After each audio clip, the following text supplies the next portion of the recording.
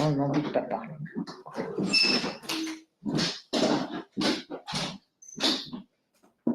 Bonjour à tous et merci d'être présents sur ce webinaire où on va parler aujourd'hui du règlement pour une industrie zéro net, ou du moins d'un décryptage qui va être fait par le cabinet Hublot Lepage, donc par Madame Corinne Lepage et son associé Madame Raphaël Janel.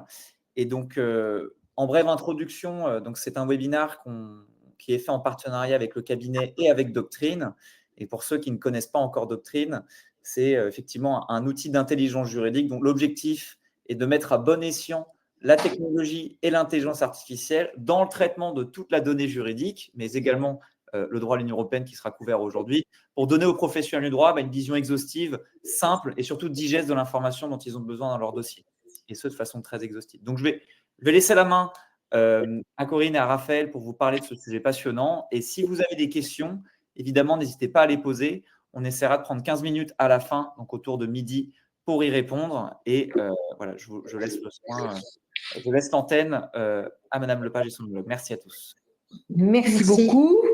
Eh bien, c'est un grand plaisir de retrouver Doctrine pour ce nouveau webinaire que nous organisons en commun. Et c'est de loin pas le premier. Et j'espère évidemment que ce ne sera pas le dernier. Voilà, donc avec Raphaël Janel, nous avons choisi un sujet qui peut paraître un peu pas très sexy, quoi, un peu obscur, mais en fait qui est extrêmement important pour l'économie, pour nos différentes filières industrielles, mais aussi pour la souveraineté de l'Europe. Parce qu'en réalité, la guerre en Ukraine, après le Covid, ont montré la très grande faiblesse de l'Union en ce qui concerne sa souveraineté pour développer ses technologies et avoir accès aux produits et surtout assurer la totalité de la chaîne de valeur depuis les mines et les matières premières jusqu'à la diffusion des produits. Et donc, ce règlement, c'est un règlement, ce n'est pas une directive, Zéro Net Industrie a précisément pour objet d'aider au développement en Europe des capacités de production, des technologies, des chaînes d'approvisionnement, tout en créant les emplois, bien entendu, puisqu'il y a un volet sur la gouvernance et les emplois qui est très important. Et tout ceci s'inscrit bien sûr dans la réalisation des objectifs climatiques de l'Union, avec, on le verra rapidement parce que le temps est très court, quelque chose qui est extrêmement important, qui est le développement des technologies de stockage de carbone, dont vous allez tous entendre de plus en plus parler au cours des mois qui vont venir. Le règlement définit 5 objectifs qui sont énumérés, donc éviter les ruptures d'approvisionnement, c'est la maîtrise de la chaîne, un marché de l'Union pour les services de stockage de CO2, je viens d'en dire un mot, faire en sorte que les marchés publics fassent une large part à ces nouvelles technologies, renforcer les compétences à tous les niveaux, soutenir l'innovation par des bacs à sable réglementaires, alors je reviendrai dans un instant sur ce néologisme, et enfin suivre les risques pour la sécurité de l'approvisionnement.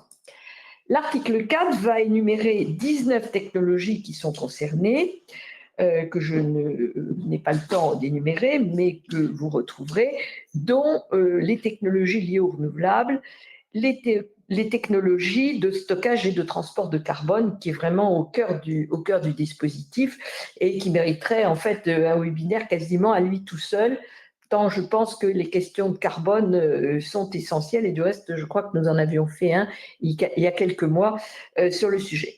En fait, l'objectif, il y en a un, je sais que l'Union aime bien se donner des objectifs, c'est d'avoir 40% des besoins annuels de l'Union pour les technologies nécessaires à l'atteinte de nos objectifs climatiques en 2030. C'est énorme, hein, nos objectifs climatiques, je rappelle qu'ils sont très ambitieux, c'est réduire de 55% nos émissions de gaz à effet de serre et avoir 42,5% minimum d'énergie renouvelable. Ça veut dire les technologies de solaire, ça veut dire les technologies d'éolien, ça veut dire toutes les technologies liées au CO2. Et quand on dit technologie solaire et éolien, ben c'est la chaîne. C'est-à-dire depuis aller chercher, et les batteries bien entendu, depuis aller chercher le lithium, par exemple, au hasard, jusqu'à fabriquer les pales. Et d'autre part, objectif d'avoir 15% de l'industrie européenne dans ces technologies en 2040. Je ne sais pas quelle est notre part aujourd'hui, mais je pense que nous aimons mieux les uns et les autres de ne pas le savoir, parce que très franchement, ça doit être excessivement faible. Alors, le texte repose tout entier sur la notion de projet stratégique zéro net. C'est quoi un projet stratégique zéro net? Ce sont les articles 13 à 16 du règlement qui vont le définir, avec 3 critères possibles. C'est des critères alternatifs, ce n'est pas des critères cumulatifs. Vous devez remplir au moins un. C'est quoi? Contribuer à la résilience technologique et industrielle des technologies de l'Union, avoir une incidence positive sur la chaîne d'approvisionnement industriel ou les secteurs en aval de l'Union, par exemple accès à une meilleure technologie, et enfin contribuer à la réalisation des objectifs climatiques et énergétiques de l'Union, avec des progrès, par exemple, sur certaines technologies qui vont permettre de décarboner et de faire baisser nos émissions ou qui développent massivement l'économie circulaire. Il y a une catégorie de projets qui, eux, a priori, remplissent d'office cet objectif d'être un projet stratégique zéro net. Ce sont les projets de stockage de CO2 géologique sûr et permanent. Alors, le stockage de CO2, on sait qu'il y a les stockages naturels, je n'ai pas le temps d'entrer dans les détails. Pour faire court, forêt, sol, mer, essentiellement aujourd'hui mangroves dans les océans, ça peut être les algues aussi, par exemple.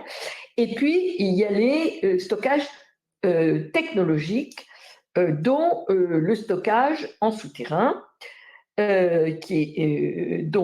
lequel l'Union veut arriver en 2030 à avoir injecté au moins 50 millions de tonnes de CO2. C'est très important, ça peut paraître pas très important, c'est très important. Aujourd'hui, les premiers projets que nous en avons vu quelques-uns au cabinet, c'est des projets d'1 ou 2 millions de tonnes, quand c'est des gros projets. Donc 50 millions, c'est tout à fait important. Alors, quel est l'avantage quand on entre dans cette catégorie? On a un statut prioritaire. On est d'intérêt public, d'où une accélération des procédures sur laquelle ma consoeur Raphaël Janel reviendra tout à l'heure. Et surtout, on va participer en ce qui concerne le marché du carbone, d'un marché, le carbone volontaire, un marché parallèle. Aujourd'hui, il faut savoir qu'on parle d'un marché de 10 milliards de dollars en 2030. Donc, l'intérêt financier du sujet n'est pas minime. Donc, quand on a défini ce que c'est que ces projets prioritaires, on cherche ensuite les outils qui vont permettre de les favoriser. Le premier, c'est les vallées d'accélération zéro net qui sont définies aux articles 17, 18 et 19 du règlement. C'est quoi ces vallées d'accélération zéro net? Ça rappelle furieusement les zones d'accélération des énergies renouvelables. En fait, on est sur la même logique. C'est des endroits où on va favoriser la mise en œuvre de ces projets, on va les regrouper, on va rationaliser leur installation grâce à une rationalisation des procédures administratives. Donc, il y a une évaluation environnementale, on va essayer de la faire globale, et avec un plan qui présente les mesures nationales pour accroître l'attractivité du territoire. On va avoir un fléchage de financement public, une formation de la main-d'œuvre locale avec des taux de cofinancement qui seront les plus élevés de l'Union européenne. Et comme ce sont des projets qui sont considérés comme contribuant à la sécurité de l'approvisionnement de l'Union, et donc qui sont d'intérêt public majeur, ils ont des financements européens et nationaux. Voilà donc pour les vallées d'accélération. Deuxième outil, je suis toujours émerveillée personnellement de l'imagination conceptuelle de l'Europe. Ce sont les bacs à sable réglementaires. Alors, c'est quoi ça, Kesako? Les bacs à sable réglementaires, ce sont des dispositifs qui vont permettre aux entreprises de tester des technologies zéro net innovantes dans un environnement contrôlé, mais avec des conditions réelles, dans le cadre d'un plan spécifique et contrôlé par une autorité compétente. C'est pour le 30 mars 2025 que les points de contact qui donc vont rassembler toutes les demandes de bénéfices de ces outils expérimentaux facilitateurs, si je puis dire, devront être déterminés et on attend ce qui est l'essentiel, qui est le règlement d'exécution. Je rappelle qu'un règlement d'exécution, c'est un règlement qui est pris simplement par la Commission. Donc, ce n'est pas discuté au niveau du Parlement. Il y a une information du Parlement, ici tout, et qui fixe toutes les dispositions pratico-pratiques, si vous voulez. On est un peu dans le cadre du décret et de l'arrêté par rapport à la loi française pour le règlement communautaire. Alors, si ces outils ne changent pas les pouvoirs de surveillance des autorités publiques, c'est-à-dire que si vous êtes ICPE, vous êtes toujours ICPE, l'idée, c'est quand même d'essayer de faciliter la vie des industriels, d'avoir un exercice souple, dit le texte, du pouvoir réglementaire et discrétionnaire, donc chacun peut comprendre à peu près ce que ça veut dire, et supprimer les obstacles et alléger la charge réglementaire pour soutenir l'innovation, étant entendu que la responsabilité reste quand même sur celui qui porte le projet, que ce soit au niveau national ou au niveau transnational. S'ajoute à cela l'établissement d'un groupe de pilotage du plan stratégique pour les technologies énergétiques qui est composé des États membres et de la Commission. Alors, il y a deux autres points majeurs dont je voudrais dire un mot avant de conclure et de donner la parole à ma consoeur. C'est d'abord la question de cette histoire de capacité d'injonction de CO2. Alors, on assiste à une accélération, mais vraiment considérable, de cette histoire de stockage de CO2 et du reste. On ne peut pas ouvrir un journal économique dans une semaine sans voir apparaître un projet de stockage de CO2 en France ou à l'étranger, sans voir apparaître des discussions de dispositions, par exemple sur le transport. Il y avait un article dans Les Échos ce matin, pour ne pas citer ce quotidien économique. Voilà, c'est constant. Alors, on peut se dire, mais pourquoi cet engouement pour l'injection de CO2 ? Tout simplement parce qu'on a un gros problème. Et ce gros problème, ça s'appelle la diminution des puits de carbone. Il faut rappeler, pour bien comprendre ce dont on parle, que nos objectifs net zéro sont fixés en net zéro, comme son nom l'indique, c'est-à-dire qu'on ne doit pas émettre plus qu'on ne stocke. Jusqu'à présent, on stockait dans les milieux naturels, sauf que, pas de chance, du fait du dérèglement climatique et de politiques pas toujours très raisonnables, c'est le moins qu'on puisse dire, on stocke de moins en moins, voire même certains massifs forestiers, je pense à l'Amazonie, sont en voie de déstockage, c'est-à-dire qu'on est dans une position inverse. En France, par exemple, nous avons perdu en 10 ans 50% de nos puits de carbone. Ça veut dire quoi ? Ça veut dire que nos objectifs en termes de réduction de nos émissions de gaz à effet de serre, qui sont fixés en tenant compte des puits de carbone, ne sont plus les bons. Prenons un exemple tout simple. Cette année, 2023, nous avons réduit nos émissions de 3,4%, ce qui est notoirement insuffisant et beaucoup moins bien que l'année dernière, où on était à 4,8%. Mais ces 3,4%, ils sont calculés sans prendre en considération la baisse des puits de carbone. Donc, si on prenait en fait la baisse des puits de carbone et qu'on venait les déduire de l'effort consenti, je n'ai pas fait le calcul, je ne l'ai pas vu, mais on sera peut-être à 2% au lieu de 2,5% au lieu de 3,4%. Donc, il est urgent de trouver des moyens de stocker le carbone, c'est-à-dire de compenser cette perte de capacité des puits de carbone, d'où cette accélération européenne sur le stockage du CO2. Donc, ce que prévoit le texte, c'est un objectif annuel de 50 millions de tonnes d'ici 2030 dans des sites de stockage géologique autorisés et exploités pour une période minimale de 5 ans. C'est quoi ces sites de stockage géologique ? Ce n'est pas très compliqué. Hein. C'est les mines de charbon, c'est les mines de pétrole, enfin c'est les centres d'exploitation de pétrole et c'est les centres de gaz. C'est-à-dire qu'on va réutiliser des zones dont on a extrait le gaz, le pétrole ou le charbon pour y injecter le CO2. Dans cette perspective, les États membres doivent fournir avant le 30 décembre 2024, c'est-à-dire demain matin, les données relatives à leur capacité de stockage relative à chaque État membre, de manière à ce qu'on puisse avoir une idée d'ensemble de ce dont l'Europe peut disposer pour 2030. Les producteurs de pétrole et de gaz titulaires d'autorisation d'exploitation devront contribuer au prorata de leur part dans la production de pétrole brut et de gaz naturel de l'Union entre le 1er janvier 2020 et le 30 décembre 2023 et devront, avant le 30 juin 2025, soumettre un plan à la Commission sur la manière dont ils entendent s'acquitter de cette contribution à l'objectif d'injection.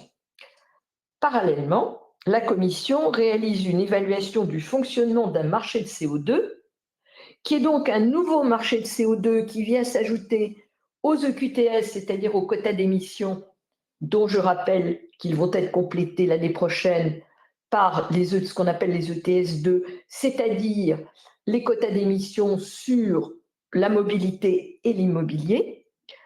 Au deuxième marché, qui est le marché des crédits volontaires. Au troisième marché, qui est le marché qui va résulter du règlement communautaire sur les crédits de carbone qui a été adopté au mois d'avril ou de mai 2024, et donc qui va se mettre en œuvre. Et en voilà donc un quatrième, qui est donc spécifique au marché de l'injection de CO2. Donc vous voyez, derrière tout cela, il y a bien entendu de l'activité industrielle, des emplois et du financement. Le deuxième grand volet, c'est une nouvelle fois, parce que le verdissement des marchés publics, ce n'est pas tout à fait nouveau, une révision des marchés publics, la passation des marchés publics pour y intégrer les technologies zéro net, c'est l'article 25 du règlement, qui fixe les nouvelles conditions pour ces marchés, qui inclut de ces nouvelles technologies. Donc, on peut avoir des spécifications et des conditions d'exécution du marché spécifiques avec un certain nombre de règles. Par exemple, ne pas obtenir plus de 50% de la valeur de technologie zéro net à partir de chaque pays tiers. Pendant la durée du marché, 50% maximum de la valeur des principaux composants spécifiques de la technologie zéro net est obtenue ou fournie directement par l'attributeur du marché ou un sous-traitant. Il faut une preuve de la satisfaction des obligations et il faut payer des frais proportionnés si on ne respecte pas ces conditions. Alors, il y a toute une série de critères, je n'ai pas le temps d'entrer trop dans les détails, qui permettent de fixer les technologies avec des critères de préqualification, avec des systèmes d'enchères et avec des aides, puisque ces marchés-là bénéficieront d'un financement supplémentaire au niveau de l'Union et d'une compensation financière dans la limite de 5% du coût final du produit. Donc, quand vous remplissez ces nouveaux critères technologiques, vous avez un avantage financier, ce qui, par les temps qui courent et compte tenu des difficultés budgétaires des uns et des autres, n'est pas tout à fait négligeable. Je terminerai avec les questions qui ont trait à la compétence et à la gouvernance, avec la création d'une Académie européenne de l'industrie zéro net qui va élaborer des programmes, des diplômes, des certifications pour aider les prestataires d'enseignement, des efforts pour rendre les métiers plus attractifs, article 31 du texte, et la possibilité de reconnaître des métiers spécifiques, des professions spécifiques pour répondre à une importance particulière pour l'industrie.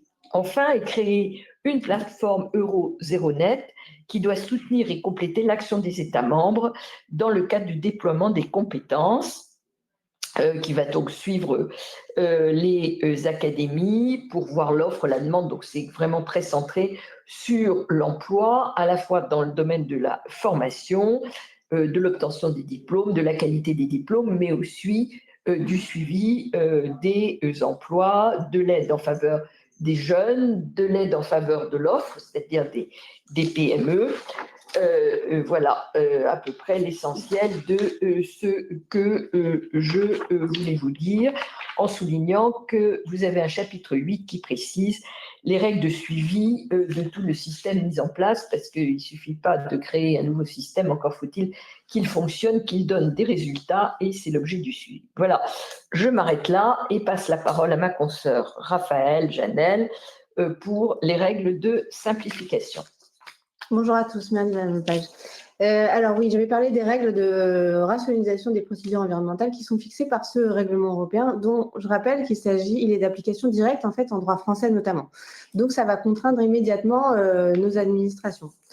Alors d'abord, quels sont les objectifs que poursuivent ces règles de rationalisation fixées par le règlement ? Au niveau de l'Union européenne, ils ont fait le même constat que chez nous avec la loi Industrie verte et la loi Accélération des énergies renouvelables, à savoir que la longueur et la complexité de nos procédures d'attribution des permis environnementaux, permis de construire, pouvaient être un frein à l'installation de gros projets industriels ou de gros projets d'énergie renouvelable. Donc l'objectif de la rationalisation projetée, c'est de donner de la sécurité juridique et de la clarté qui est nécessaire pour les projets qui ont besoin d'investissements importants. Alors, comment ça s'articule ? Il y a deux principaux piliers. D'abord, la réduction du délai d'obtention des différentes autorisations nécessaires à la création des projets technologie zéro net. Et puis, assurer une procédure globalisante avec un interlocuteur unique dédié à ce type de projet. C'est le point de contact.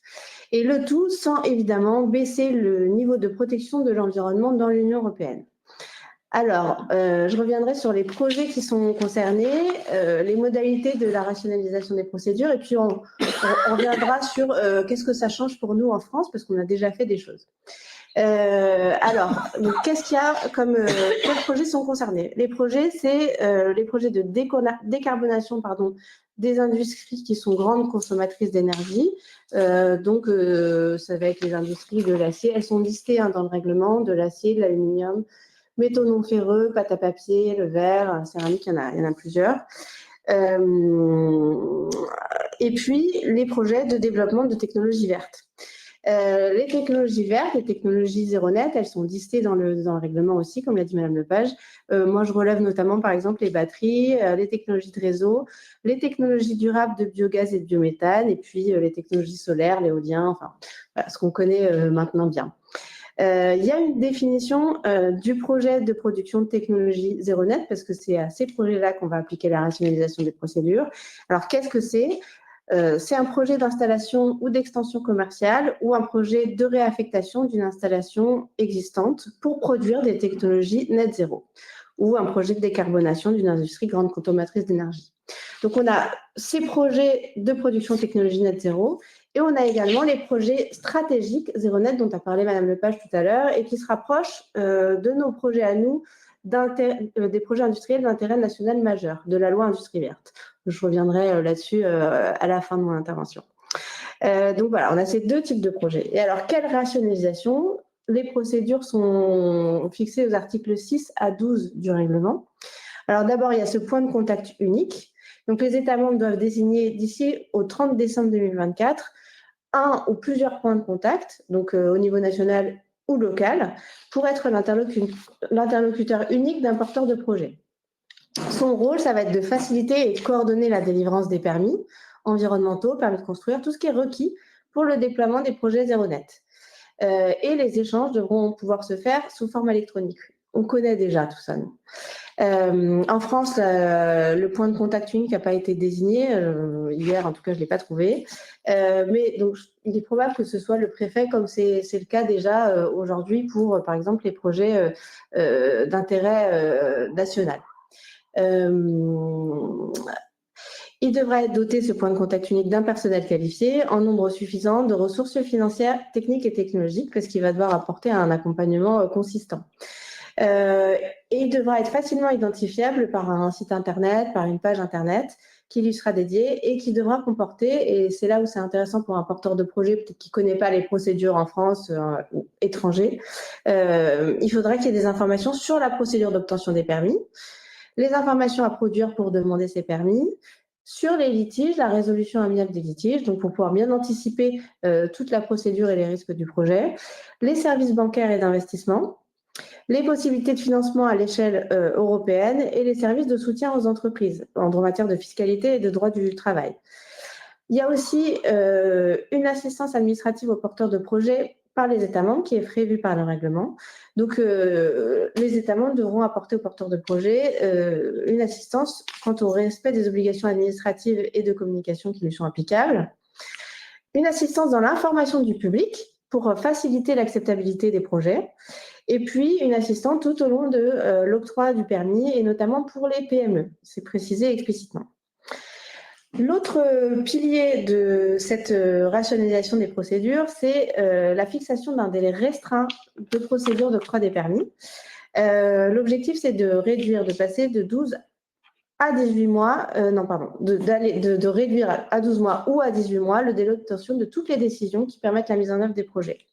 C'est une obligation de résultat pour les États membres qui précise que la procédure d'octroi ne doit pas dépasser les délais qu'elle prescrit. Donc ça, c'est quelque chose qui sera contraignant pour les États membres et dont on pourra se prévaloir. Alors, le délai de 12 mois, c'est pour les projets d'une capacité de production annuelle qui est inférieure à 1 gigawatt. Et le délai de 18 mois, c'est pour ceux dont la capacité est supérieure à 1 gigawatt. Et c'est aussi pour tous les projets dont la capacité de production annuelle n'est pas évaluée en gigawatts. Le point de départ de ce délai, c'est la réception d'un dossier complet par l'administration, d'un dossier de demande complet, sachant qu'il y a une décision sur la complétude du dossier qui est prise par l'administration sous 45 jours, donc là aussi pour contraindre l'administration à répondre rapidement, avec 2 rounds d'échanges entre l'administration et le porteur de projet. Et puis, à compter de la décision de la complétude, sur la complétude du dossier, l'administration a 2 mois pour fournir un calendrier de la procédure d'octroi des permis. Alors, il faut savoir qu'il y a quand même des dérogations possibles à ces délais de 12 ou de 18 mois. Il peut y avoir une extension de 3 mois ou de 6 mois. Alors, 3 mois, ça va être pour les projets qui sont localisés dans un endroit sensible. Et 6 mois, c'est pour les projets qui présentent un risque particulier pour la population, la santé ou les travailleurs. Alors, attention, ce délai de 12 ou de 18 mois, avec les dérogations que je viens d'expliquer, n'intègre pas la procédure d'évaluation environnementale. Enfin, la réalisation des évaluations environnementales et des études d'impact. Ça doit être effectué en amont et c'est assez normal parce que ça peut prendre jusqu'à 1 an, les études nécessaires pour déposer ces demandes de permis. Donc voilà, ce délai de 12 à 18 mois n'inclut pas la procédure de réalisation d'études d'impact en amont et les échanges éventuels qu'il va y avoir sur la complétude de l'étude d'impact. Les procédures qui sont intégrées dans ce délai de 12 ou 18 mois, ce sont toutes les autorisations qui permettent de construire, d'étendre, de convertir ou d'exploiter les projets de production de technologie zéro net. Dedans, il y a donc les permis de construire, les autorisations d'utilisation de produits chimiques, les permis de raccordement au réseau, et puis les évaluations et les autorisations environnementales quand il y en a besoin. Donc, on doit englober toutes les demandes et toutes les procédures dans ce délai de 12 à 18 mois. On est assez proche finalement de ce qu'on connaît en France avec l'autorisation environnementale, même si il y aura des choses à ajouter probablement. Ensuite, le dernier pilier, c'est la possibilité de demander un avis sur la portée et le niveau de détail à inclure dans l'évaluation environnementale, dans l'étude d'impact. Bon, c'est quelque chose qu'on connaît, donc je ne vais pas m'attarder là-dessus, puis on arrive à la fin de notre temps de présentation. Alors, qu'est-ce que ça change maintenant qu'est-ce que ça va changer pour la France ? Globalement, on répond avec nos procédures d'autorisation environnementale à ces exigences de rationalisation. On y répond plus ou moins déjà. Alors, je pense notamment, pour les projets stratégiques zéro net, aux projets industriels d'intérêt national majeur qui ont été créés avec la loi Industrie verte et qui permettent lorsqu'ils sont désignés par décret, de bénéficier d'une procédure accélérée pour leur implantation, donc avec une mise en compatibilité des documents d'urbanisme et la délivrance du permis de construire par les préfets.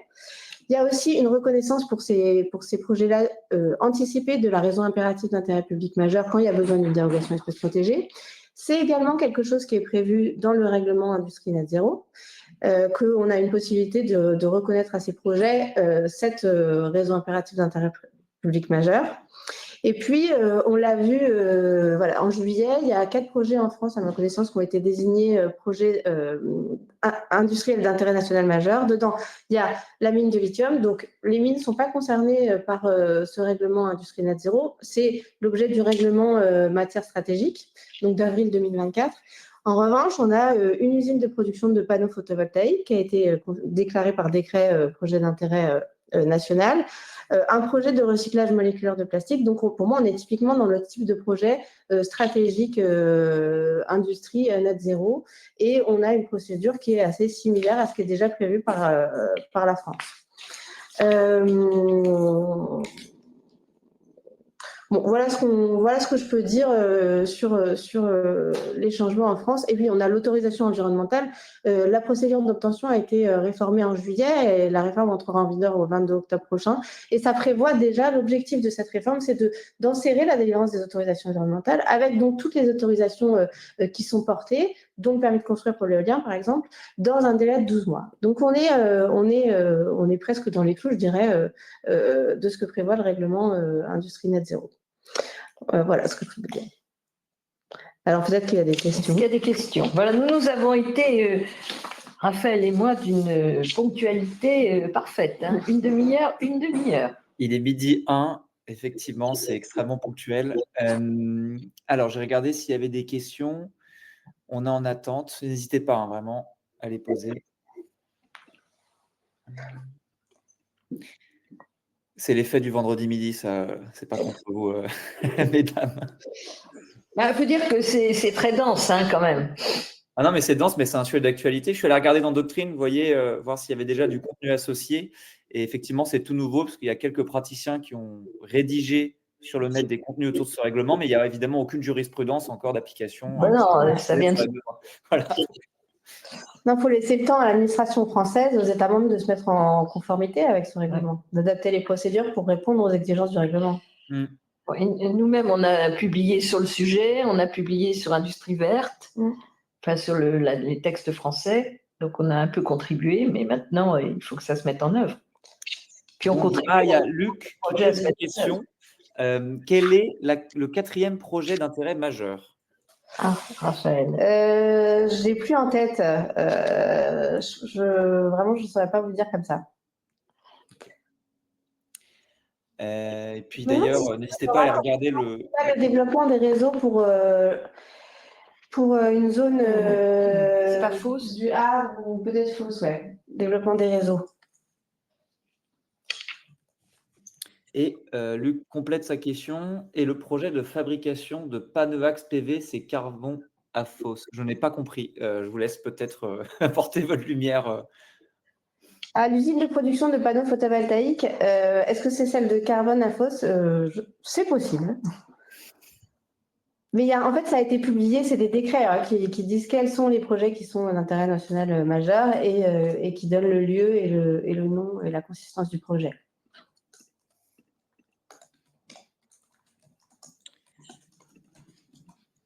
Très bien. Pour les personnes présentes également, j'en profite pour vous inviter à aller regarder le site et notamment tout le blog d'actualité autour du cabinet d'Hugo Lepage. Il y a beaucoup de choses très récentes, très pertinentes, donc n'hésitez pas également. Merci. On essaye. En tout cas, vous faites partie des cabinets qui sont les plus à la pointe, je dirais, en termes d'actualité, parce que je rencontre beaucoup des cabinets et la fraîcheur n'est pas toujours au rendez-vous. On essaye parce que, si vous voulez, on est baigné dans des projets innovants de toutes sortes. Donc, on se pose plein de questions sur des sujets qui sont très nouveaux. Là, j'ai parlé du carbone.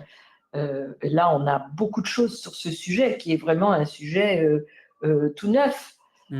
Alors, le montage d'opérations agrivoltaïques ou solaires, c'est pas tout neuf. Mais les batteries, par exemple, c'est plus récent. Vous voyez. Oui, et puis on est dans des matières qui sont en évolution constante et accélérée, en fait, je trouve, depuis 5-6 ans, en lien avec la nécessaire transition écologique. Et donc, du coup, il y a de l'actualité réglementaire extrêmement fréquemment. On est obligé de se tenir à jour pour pouvoir Tout le temps. conseiller nos clients. Pour pouvoir faire notre métier convenablement. Mais c'est un gros investissement intellectuel énorme. C'est comme ça que vous restez toujours aussi experte. Eh bien, on essaye. Bon, sur ces bonnes paroles, il semblerait qu'il n'y ait pas d'autres questions. Écoutez, merci. Très bon week-end à tout le monde. Et puis, je pense que le webinaire est en replay chez vous et il sera en replay chez nous également. On s'en occupe sur ces formalités-là. Merci à vous, en tout cas, mesdames. Très bon vendredi, très bon week-end. Au revoir. Au revoir à tous.